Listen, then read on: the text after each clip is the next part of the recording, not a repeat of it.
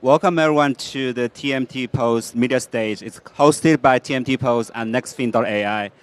So today we're honored to have three experts in physical AI. And so the title of our panel is the last mile of AI plus hardware. So please join me in welcoming Wang Tao from Centigen Technology. Welcome. And also welcome Will Zhao from Neolix Executive President. Thank you. Okay, and Max Zhao from Dex Robot. Thank you, everybody.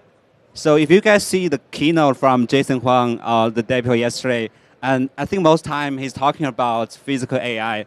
So that is exactly the trend like we are betting in 2026. And so as experts in different verticals in AI hardware, so could you please introduce the companies that you're working on? And we can start from Tao. Yeah. Okay, thank you, Dr. Fang. I'm Tao Wang. I'm the CEO of Centigen Technology.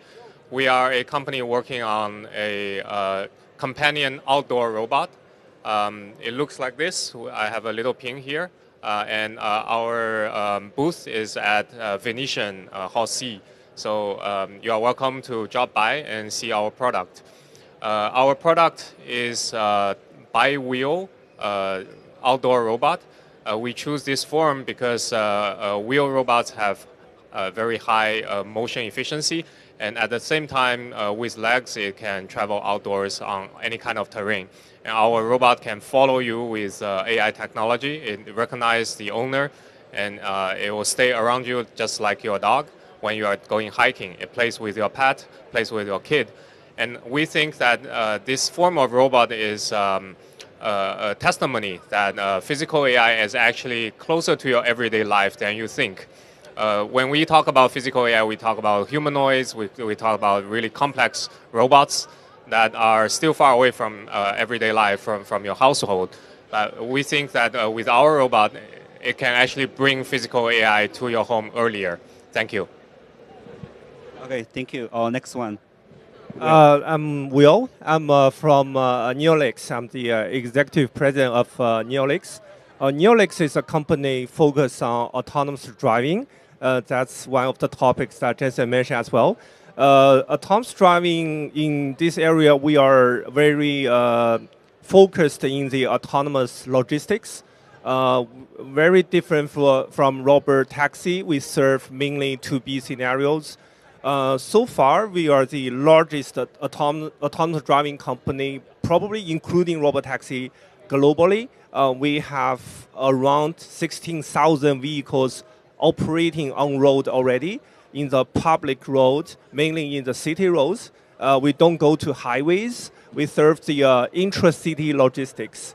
Currently, we manage the largest fleet size. And also in China, we serve more than 1,200 vehicles in a single city called Qingdao, making it the largest city actually globally, have the most autonomous driving vehicles, even more than Waymo's fleet size in San Francisco. And also we have more than 80 million kilometer mileage as well. We have the wide range of portfolios ranging from the small robots serving the indoor door-to-door delivery to the as large as like 12 cubic meter light truck similar vehicles as well.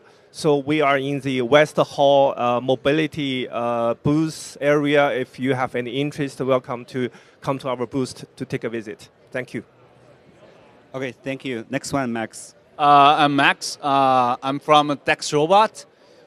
From the name and our product were the same. We focus on dexterity hands, like our human hands, exactly like our human hands. The topic is the last mile of AI plus hardware. We are focusing on last millimeter of the hardware of the AI. We focus on high dexterity hands with tactile sensors, more than 20 degrees of freedom, and we provide hardware, software, firmware, and we manufacture every hand by ourselves. We have our own factory. We control all the supply chain, everything. And hopefully we can make that hand reliable. Nowadays, our hand has a lifespan from 1 million times consecutively. We hope it could go like 5 million times or even more. And the price is now about like a 15K US dollars for those high dexterity hands. Hopefully it will come back to like 15K RMB, even like a 1.5K RMB. That's the future, I think. Why we chose that industry, we give up the humanoid robot history. Like you said, maybe it's not yet there. In the North Hall, you can see those humanoid robots are doing dancing, are kung fu fighting, but that's what we imagine. That's not what we hope the humanoid robot should do. We think if you have like a dexterous hand, just like humans, maybe the future we imagine can come closer sooner. Yeah. Okay, thank you. And next up, we'll dig a little bit deeper to each of the vertical you're working on. So the first question is for Tao. So I think, Tao, you have raised over millions of dollars from venture venture. And congratulations. And Thank you. most of the companies, they focus on 2B scenarios. But for you, you choose 2C. So what make you make this decision? Yeah, so when we started this company, we were talking about what should we work on. And one thing I'm very sure is that I want to work on something that I'm willing to put like 10 or 20 years into it. And when I ask myself, what adventure am I willing to spend 10 or 20 years? I think it's going to be something that make my kid proud when they grow up.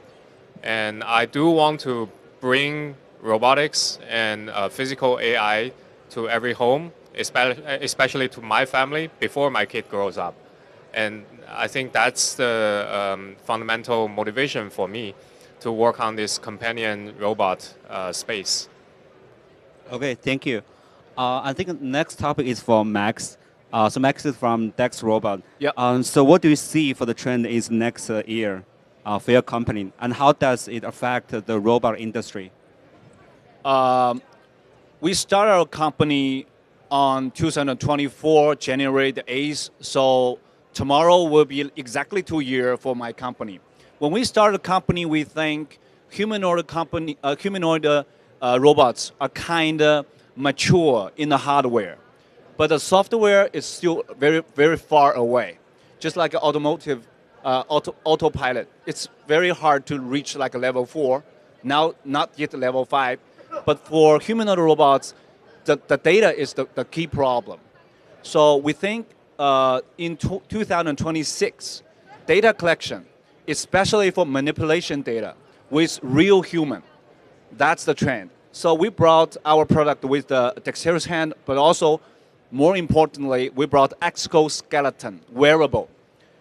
It captures 65 degrees of your freedom. It can teleoperate any kind of a robot. It captures the data from the robot, but also simultaneously capture the data from real human being.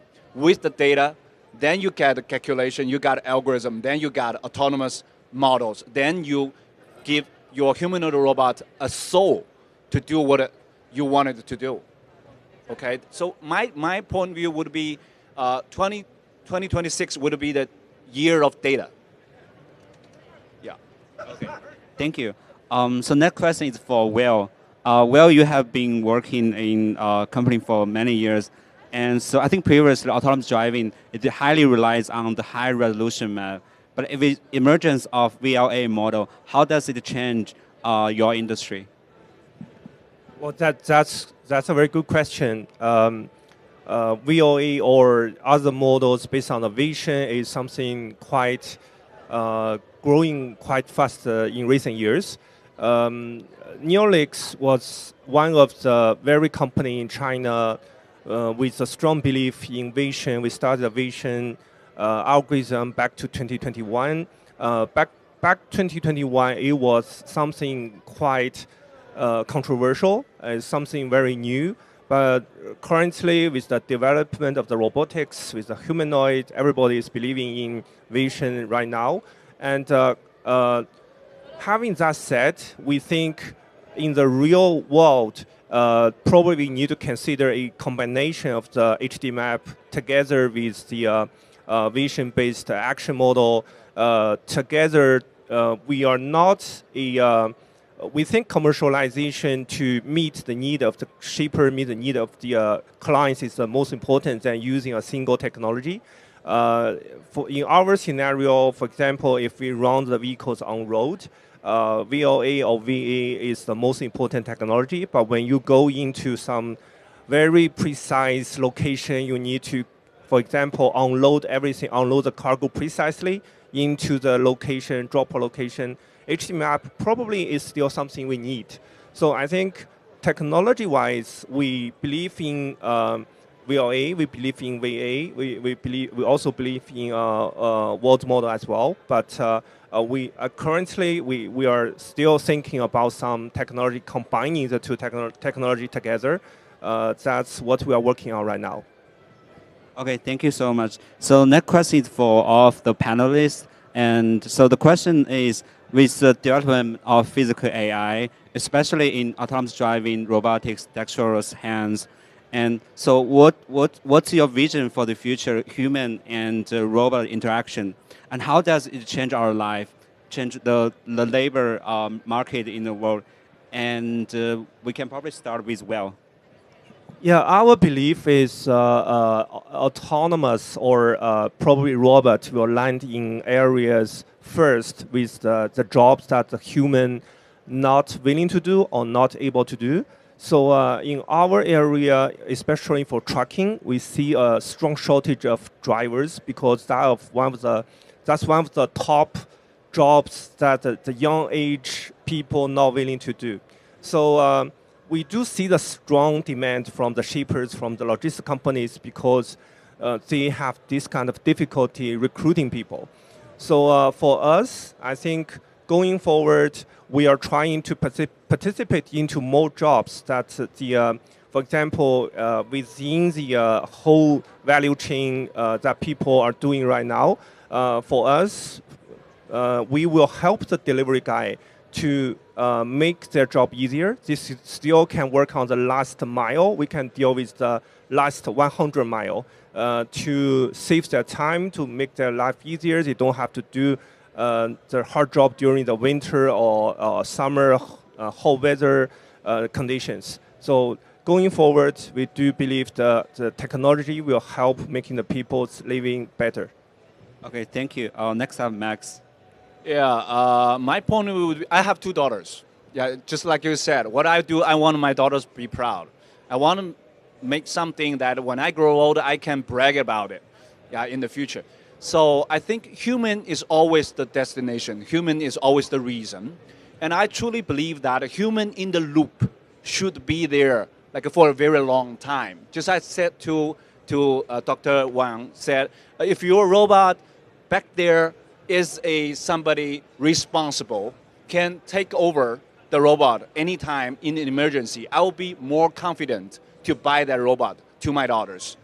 Yeah, so I think nowadays AI is not yet so smart, so reliable. So many corner cases, we are still relying on human. Why rely on somebody so fragile? Because we're fragile, so we can take a responsibility.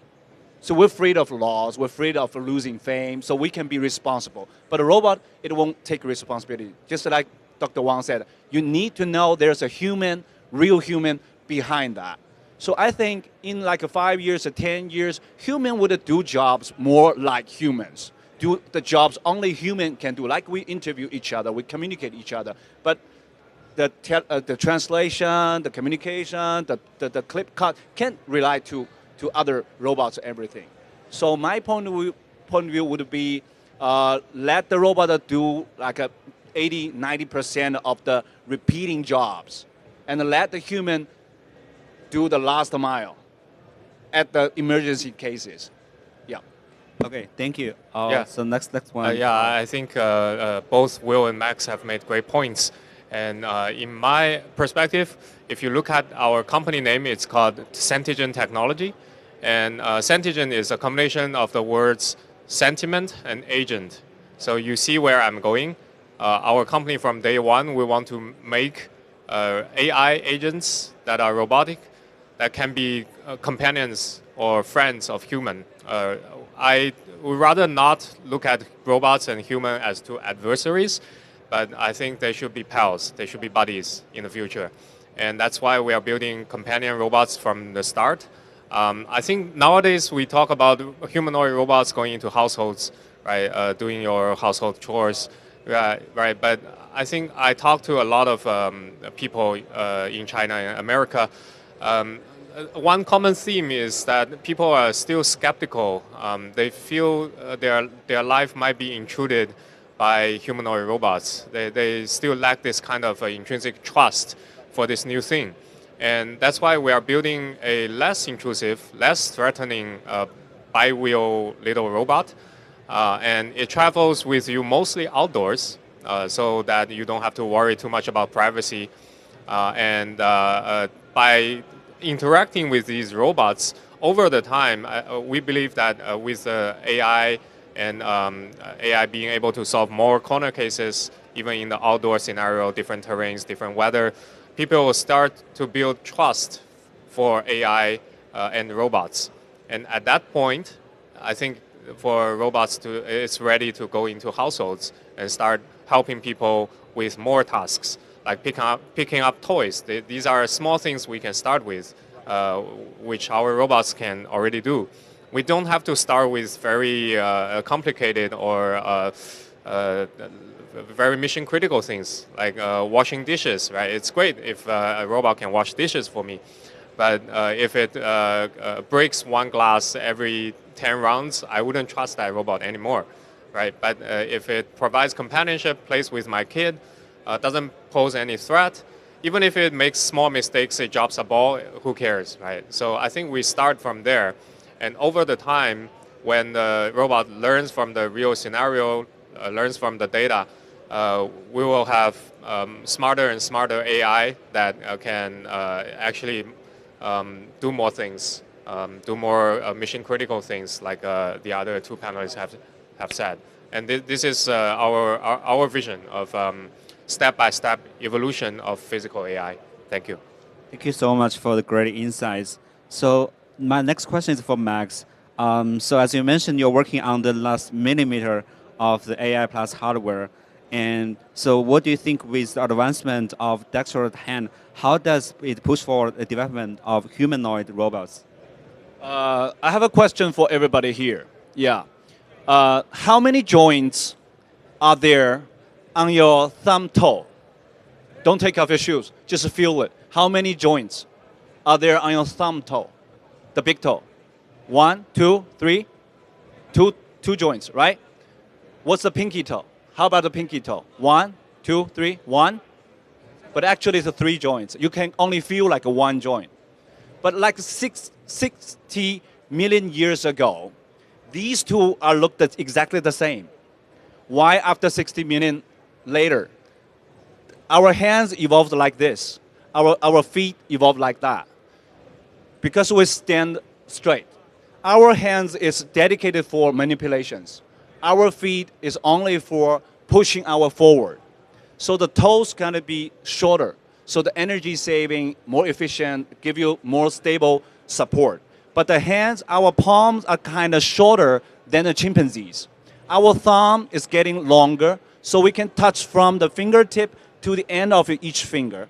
So our hands is the key to our intelligence. It's the hands first, then the brain. With the task, with the different objects, we develop different kind of intelligence. We are using very dexterous hand to cope with uncertain of the world. So we can manipulate everything, almost everything.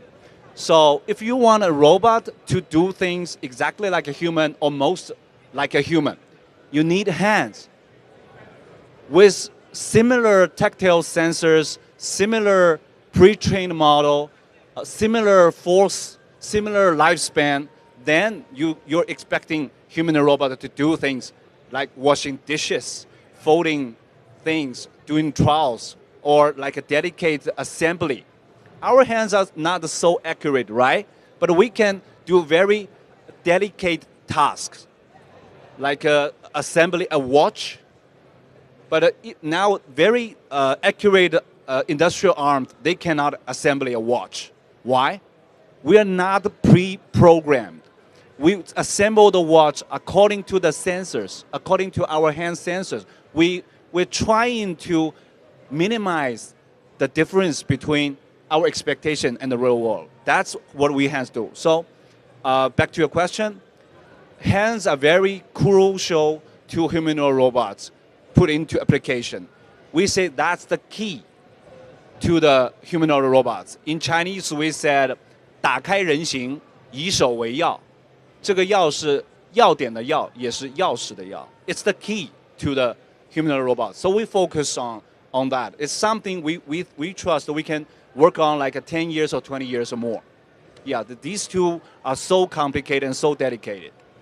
Yeah. Very exciting, yeah. We're looking forward to more progress from Dex Robot. So my next question is for all the panelists. And I think globalization is a trend, as we all see that almost 35% of exhibitors for this CES is from China. And also most of the panelists, they finish their PhD in US and they'll go back to China and build like robot companies in China. So what is the vision for the globalization of humanoid robots for all the Chinese robot companies? Probably we can start from Tao. Yeah, I think China does have a very strong edge in terms of hardware iterations. And that's why I think when I want to build a robot company, I need to go back to Asia. There's no way I can find the complete supply chain in the US. That's just the reality, right? But I think US is catching up. We hope that US will be also successful in terms of that. But as for now, for a startup company to build its supply chain, China and Greater Asia is pretty much the only choice because it has faster iteration, it has lower cost, it has the right people, right? And but for smart robots that we are building, hardware is just one part of the puzzle, right? One piece of the puzzle. The other crucial part is the AI, because without the AI, a robot is just a remote control toy, right? Without the soul, it cannot move on its own. It doesn't follow you. It doesn't do stuff, right? Then there's no point having that robot at your home. And I think for AI technology, from my view, US still has the lead, but arguably the lead is shortening between the two countries. But I think in terms of globalization, as an entrepreneur, I really hope this globalization trend can continue and the two sides can collaborate more because we do see a very strong synergy between the two. I think the US is traditionally just very good at 0 to 1. A lot of the inventions are just made here. We have the smartest people from all around the world attending PhD and colleges here doing research. And China is good at taking things from 1 to 100, right? Once you have something, you just push down the price, you make it more reliable, productionized, and then sell to the world. I think the two countries can actually have really good collaboration in this sense. Yeah. Okay, thank you. Next up, Will. Yeah, regarding globalization, Neolix has actually just got into UAE in 2025. And we are targeting around 5,000 to 10,000 vehicles by end of this year. So in UAE only. And also we have projects on public road to be tested in Europe, in Latin America, and also we signed the letter of intent in South Korea as well in 2025. I think 2026 is a globalization year for Neolix. Why? Because I agree with Todd that China has the best ground for developing such a kind of technology. On top of that, China is also leading on logistics technology. We are in a best industry with the best clients, and we are serving our global clients with the best understanding of the customers, best understanding of the technology as well. So we are training our technology in China with like the complicated traffic condition, with the best leading supply chain capability, and also leading algorithm globally to basically form a solution for the global markets. Currently, in robot van industry, in autonomous logistics industry, China is leading the market right now, and China players has around probably over 90% of the market share globally. And we want to give the best solution to the global shippers, especially in those countries short of drivers right now. So that's why we have seen huge demand coming in to ask for our solutions. Actually, this year is our first year. It's Neolic's first year being in CES. We have seen huge traffic coming in already. So we expect we will come to CES going forward every year to meet more partners, to build such kind of global ecosystem. And again, if you have interest, please come to our booth. Okay, thank you. Next, Yeah, Max. I'm kind of different. I never been studied abroad. I got my bachelor, master, doctor degree all back in Shanghai Jiao Tong University. But my wife actually graduated here in America. So I compare two kind of education system. I think Chinese educations are quite good at solving problems, and American education is quite raising questions. Very good at that. So I think when we start a company here in China, most of the companies, startups, entrepreneurs in China are very good at producing shovels, not looking for gold. Yeah, somebody is looking for gold. I provide the shovels for you. Yeah, but I think that the market here in America is much bigger than we back in China, because everybody is making shovels back in China, but here everybody is trying to buy a shovel to dig a gold. So this is also our first time here in CES. I think our dexterous hand, our solutions could be more popular, more acceptable here in America. People can using that for all kinds of applications. For like last 2 days, I couldn't imagine such kind of applications, such kind of imaginations coming through. Like they want to use a hand to sense the perspirity and the temperature of your spine from a doctor. We never thought that could be the application back in China. So I think we should, could not be agree more with Dr. Wang. We sell it here in America, make it 0 to 1, and make it more productive and benefit more people and affordable to Chinese people than to the third world countries. Then we make it global. Yeah. Okay, thank you. I think for a lot of people watching online, they also want to seek in globalization strategy for their own company. So I think you guys have been really successful in globalization. Like, what is your advice for them? We can probably start with Max. Your question again? Like your strategy for globalization. Okay. Our strategy for globalization, just like I said, I want like top users and top end users, smart guys can use it from 0 to 1. And then we push it from 1 to 10, 1 to 100, and cost down everything. And we're looking for high-end users and distributors here in America. So we hope the distributors can make money, yeah, based on our products. We wanna share with them, and so everybody can use that. Everybody willing to sell that. Last week, I was having lunch with the principal of our university. He said that when he was in America studying, he bought a Camry in America for 20K. But at that time, he bought a Camry in China for 40K. What's the difference between that 20K? It's the car dealer, right? Car dealer can make money from that 20K. So Camry sell to China for 40 years. Now our BYD is selling to Europe. We can only sell for 4 years. They won't allow us to sell it. Why? Nobody making money based on your products. So that's our strategy, making everybody making money based on our products. Then we have more users, then we have more users, then we cost down. We make it global. That will be our strategy. Okay, thank you. Next up, Will. Yeah, same as Max. Make friends, build trust. That's what we succeed in Middle East, and I believe that's going to be what we will succeed in other countries as well. Thank you, Tao. Yeah, so for our companion robot, we are going to start with the US market first.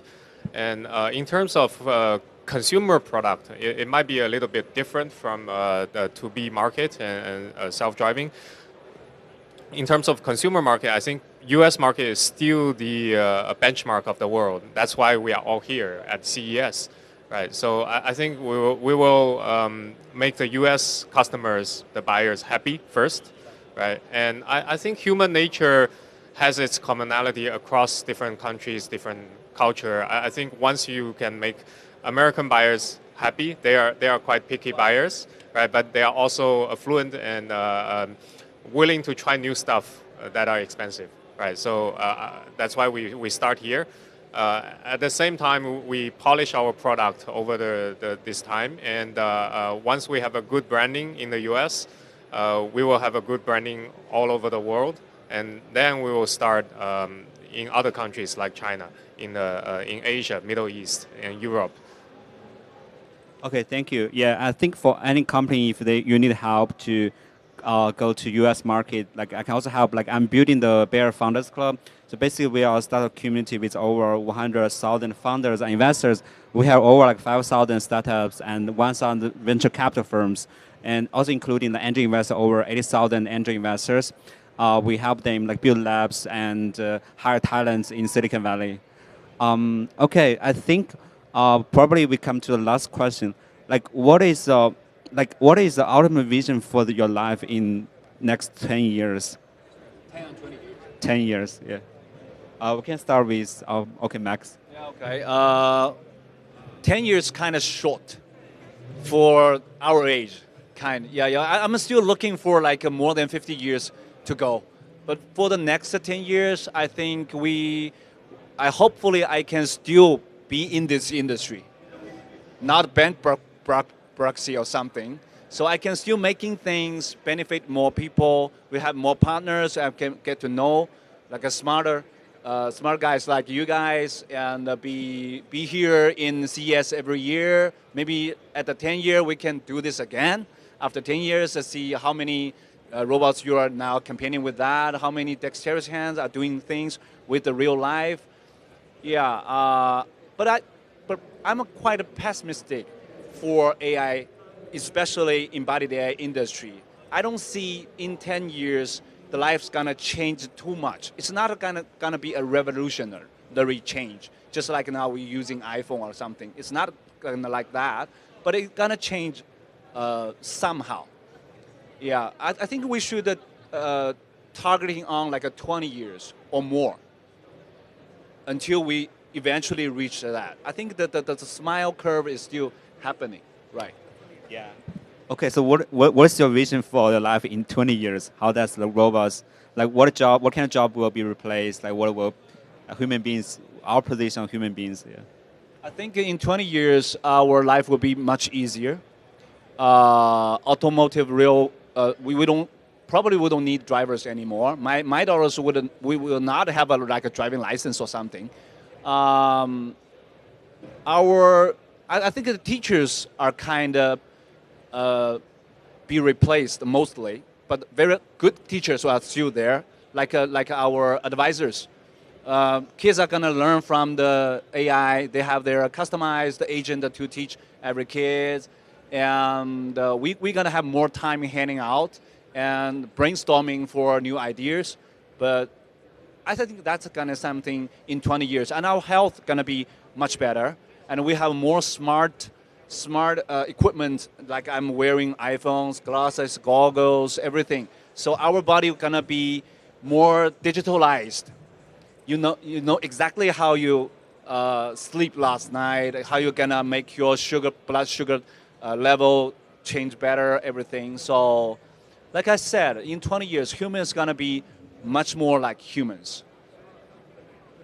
Much better than our parents' life in 20 years. Yeah, I'm still very looking forward to that. And I don't want to just be the witness of that. I don't want to be part of that. Yeah. Okay, thank you. And what do you think, Will? Oh, I'm old, so I will think about 10 years. I do have some hopes for like transportation, especially for logistics. One is in 10 years, I hope the heavy-duty trucks, not only the intracity logistics, but also the long haul could be automated. There will be fully autonomous driving vehicles on the highway, shipping heavy-duty stuff. So that's one. Secondly, I hope there will be robots helping our vehicles doing loading and unloading, to doing the handling, doing the last mile, doing the all the boring stuff for the people. So that's something probably will happen in 10 years. Okay, so for all the Uber drivers, what would you suggest them to do? For the Uber driver, do you think they will be replaced? I don't know. I only do logistics. I don't do robot taxi. So I think they're fine. Okay, thank you. Next up, Tao. Yeah, I totally agree with the other two panelists, Max and Will. I think in 10 years, in general, people's life will be much better. And a lot of the hard jobs, people will not be forced to do them, right? Dangerous jobs, like hazardous jobs. I think we can leave that to the robots, and people will do more enjoyable work. And I think when people need to do less, you have more leisure time. And what do you do when you are free? You embrace nature, you go outside, right? And I think our companion robots can provide people with more enjoyable experience in that sense. And also another point is, I think our companion robots, you can think of them as having childlike AI today, child-level AI today. And with 10 years of learning, at this rate, I think they would have been adults or even superhuman, right? So our companion robots, although they are cute and little today, after 10 years of evolution, I think they will be in your house doing tasks, doing work for you. And they will be actually your true companion because you trust them, you know them. And it also provides an emotional link with you because you see them grow, right? So I think that's what I hope will happen in 10 years. And as for my company, I look in a more long run in the history. I think my hope is after 200 years, people will still remember the name of our company. Yeah, thank you. Okay, thank you. I think we probably also have time for two questions from the audience. So any question from the audience? You can raise your hand. Any question for our panelists? Okay, thank you for all the panelists. And so if any investors or the partners want to reach out to you, like how can they reach out to you? We can probably from Taoye. Yeah, we have a booth at Venetian Hall C. The number is 54641.